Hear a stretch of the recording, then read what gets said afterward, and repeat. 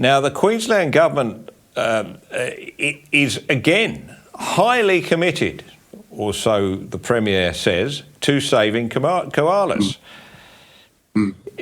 Annastacia Palaszczuk is another one who loves to pepper her Facebook pages with pictures of koalas. In fact, she posts videos too to show how much she loves the koala. Let's just have a look at a video which shows just how keen Annastacia Palaszczuk, the Premier of Queensland, is on koalas.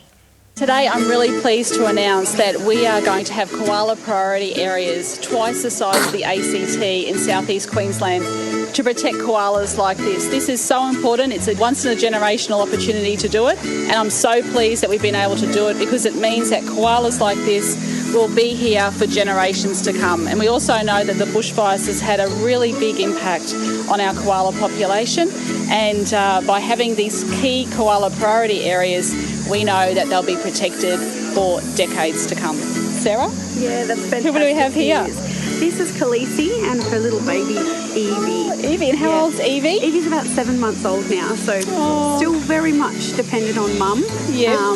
And as you can see, she's fine. How do you not love them? And when does she leave mum? At what age? About 12 months she'll start to become quite independent and move away from mum. Oh, hello. So she's got quite a bit of time yet left to spend with her mum. Cute as. Oh, gorgeous. Well, today's announcement is 100% about protecting these koalas for future generations. It's a once-in-a-lifetime opportunity, and I'm so pleased that we're doing it.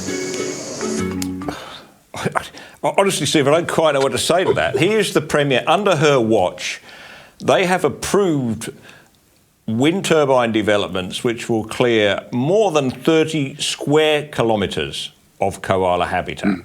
They have another 70 square kilometres in the planning stage, and we know, because we know what the Queensland government does, it will simply rubber stamp it. It'll say, go ahead. So that's 100 square kilometres, more than 100 square kilometres, which of koala habitat which is destined to be cleared, because this government will simply approve it.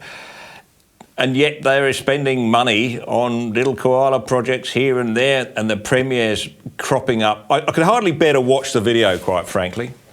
What's your reaction? I'm disgusted, absolutely disgusted. That Lotus Creek area is worthy of being one of the best koala national parks in Australia. It's a place where anyone could drive up that range. That range is 400 metres high in elevation, so it's quite a cool area on the coastal ranges, halfway between Mackay and Rockhampton. And they could simply acquire that property, which they've actually got a budget for. Palaszczuk announced in the last budget a $250 million acquisition fund for the acquisition of national parks and protected areas in Queensland. As far as I know, she hasn't spent 1 cent of that budget amount, and she could go there and buy that property up at Lotus Creek and make that one of the most significant koala national parks in Australia.